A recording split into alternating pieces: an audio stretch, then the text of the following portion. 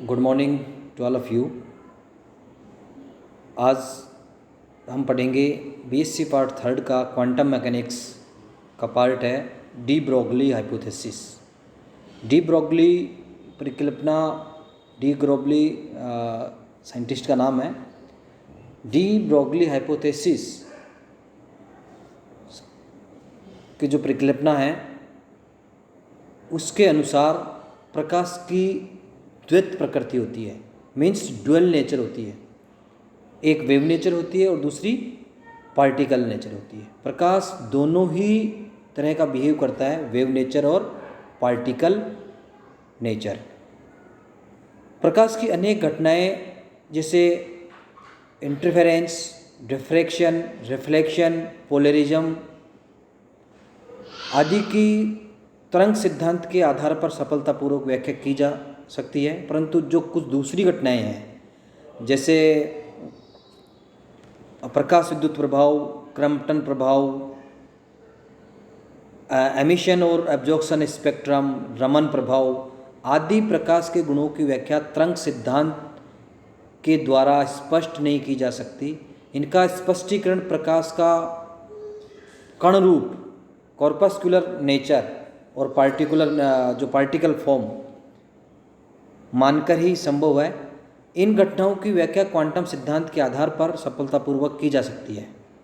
Quantum सिद्धांत के अनुसार प्रकाश तरंग के रूप में न चल करके छोटे छोटे पैकेट्स और बंडल्स के रूप में चलता है, जिसको हम क्वांटा या फोटोन कहते हैं। मीन्स क्वांटा या फोटोन आप देखोगे तो फोटोन और जो है क्वांटा, ये जो मैं अंडरलाइन कर रहा हूँ ये क्वांटा है। यानी कि प्रकाश जो छोटे छोटे पैकेट्स और बंडल्स के रूप में चलता है, उन पैकेट्स और बंडल्स को हम क्वांटा कह रहे हैं, क्वांटा कहते हैं।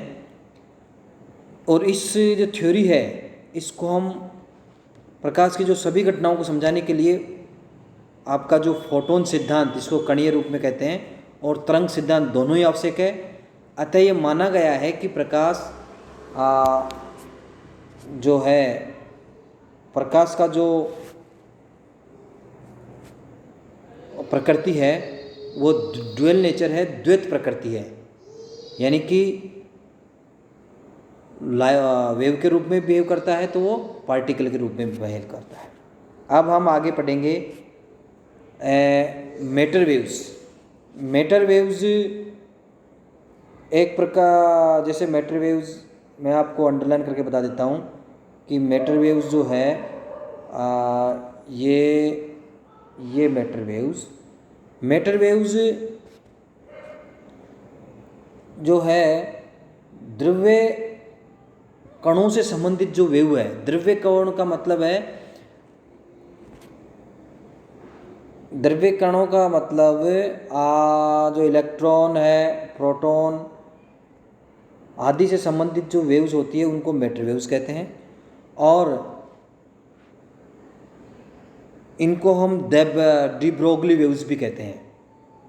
डी ब्रोगली की जो परिकल्पना तरंग यांत्रिकी के ऐतिहासिक विकास की पृष्ठभूमि है। ये वह विज्ञान है जो परमाणुीय एवं अपरमाणुीय कणों की गति को तरंग के रूप में वर्णित करता है। यदि तरंग यांत्रिकी का प्रयोग अधिक भार वाले मीन्स मैक्रो पार्टिकल्स, स्थूल कण के लिए कणों के लिए किया जाता है तो तरंग यांत्रिकी की स्थिति और गति का वही मान आता है जो रूढ़ यांत्रिकी द्वारा परिकलन से प्राप्त होता है। किंतु यदि सूक्ष्म कणों के लिए नहीं, ऐसा सूक्ष्म कणों के लिए नहीं होता है। यदि विकिरणों की प्रकृति तरंगीय मानी जाए तो उनके साथ तरंगदैर्घ्य, आवर्ती अवस्था जैसे गुणों का संलग्न होना आवश्यक है। ऐसी परिस्थिति में यदि विकिरण की आवर्ती म्यू हो तो तरंगीय प्रकृति के अनुसार उसकी ऊर्जा E को प्लांक समीकरण द्वारा E बराबर h म्यू से रिप्रेजेंट करते हैं। इसको हम इक्वेशन प्रथम या इक्वेशन 1 कहेंगे। यहाँ पर एच प्लांक कांस्टेंट है, म्यू आवर्ती है। किंतु जब विकिरण को कण के रूप में माना जाता है तो उसकी ऊर्जा आइंस्टाइन समीकरण के द्वारा दी जाएगी। यदि आपका रेडिएशन को यदि पार्टिकल फॉर्म में मानते हैं तो उसकी ऊर्जा हम आइंस्टाइन समीकरण से निकालते हैं, वो होती है E बराबर mc²। E यहाँ पर विकिरण की ऊर्जा है, m आपका मास ऑफ फोटोन है और c प्रकाश की वेलोसिटी है। समीकरण 1 और 2 से हम लिख सकते हैं h म्यू बराबर mc², या इसको इस प्रकार भी लिख सकते हैं कि mc बराबर h म्यू बाई c और mc बराबर होगी h बाई लैम्डा, और लैम्डा बराबर h by M C equals to h by P. समीकरण नंबर 3 जो है इसको हम यदि हम देखें तो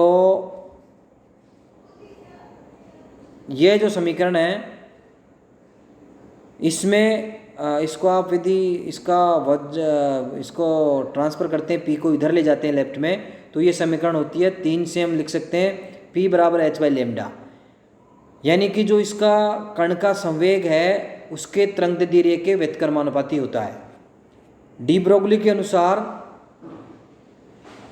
यदि m मास वाले प्रोटॉन की गति v हो तो उसको हम लैम्डा बराबर h बाई पी लिख सकते हैं, और इस इक्वेशन को डी ब्रोगली इक्वेशन कहते हैं।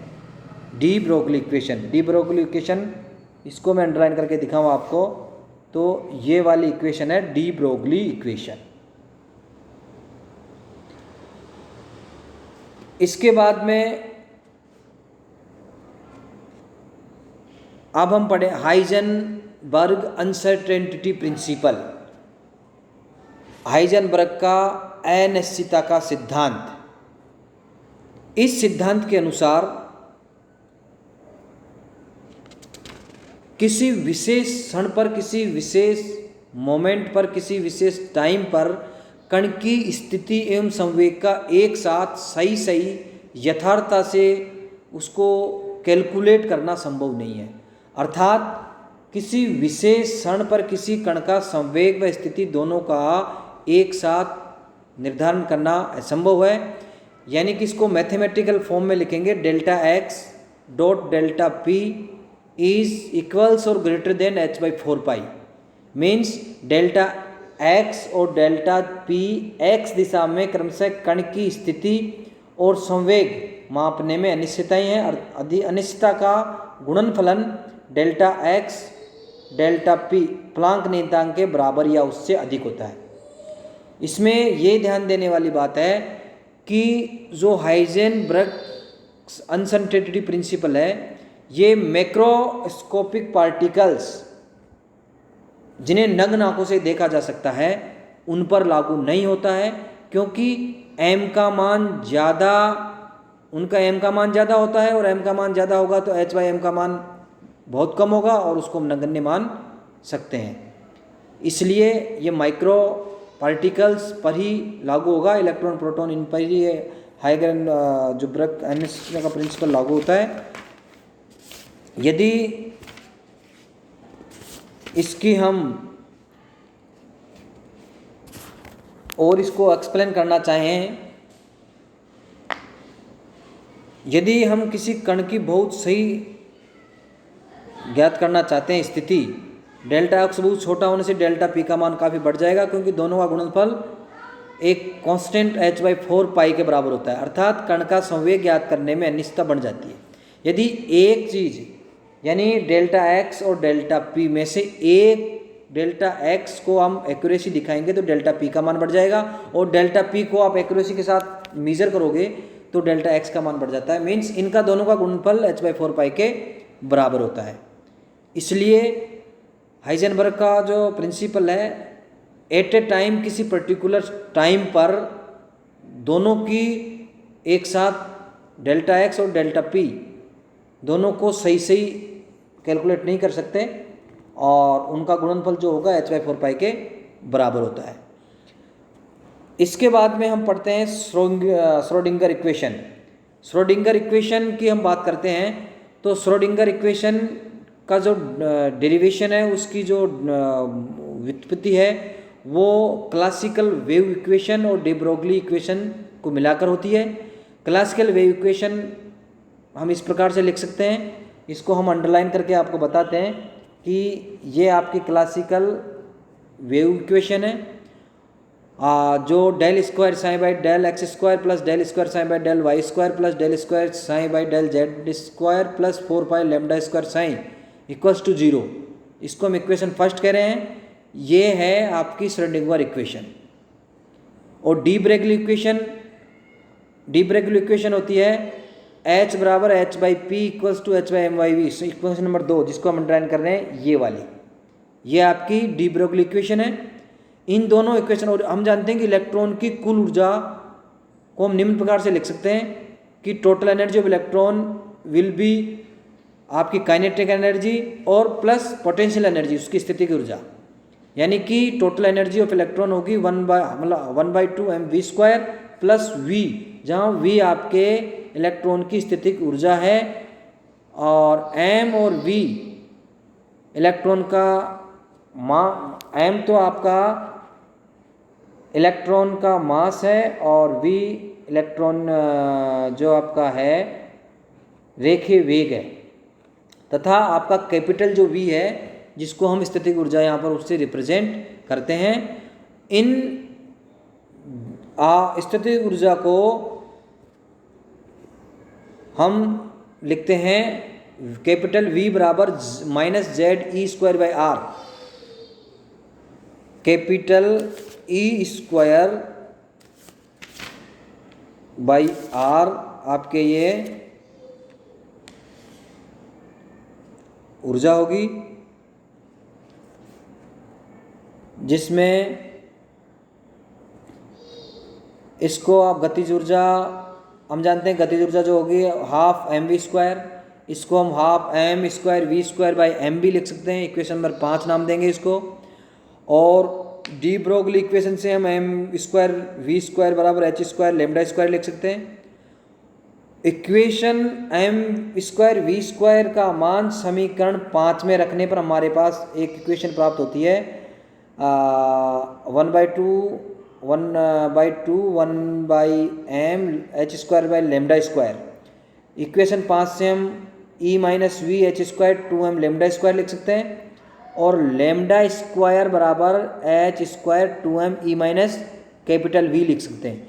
लेमडा² का मान समीकरण 1 में रखने पर हमारे पास जो नई इक्वेशन वो आती है, जो कि इक्वेशन नंबर 6 है। इसको मैं आपको ये करके, ये वाली इक्वेशन नंबर 6 ये है, जो इसको मैं आपको बोल के सुनाता हूँ कि del square psi by del x² plus del square psi by del y² plus del square psi by del z² plus 8π² m e capital V divided by h² multiplied by psi equals to 0। Equation जो 6 है, it is called Schrodinger equation because there is no time variant. इसमें time कहीं नहीं आ रहा, इसलिए this is time independent equation है, time पर निर्भर नहीं करती है। और इसको हम ऐसे भी लिख सकते हैं कि आपका जो del square psi plus 8π² m by h² e capital V psi equals to 0, जहाँ डेल स्क्वायर साइन है, जो डेल स्क्वायर है उसकी वैल्यू है del square x² plus del square dy² plus del square del z² के bracket में, ये आपका टोटल है। इसको हम लैप्लेसियन ऑपरेटर बोलते हैं। It is called Laplacian operator. Thank you, आज हम इतना ही करेंगे अब। Okay, thank you.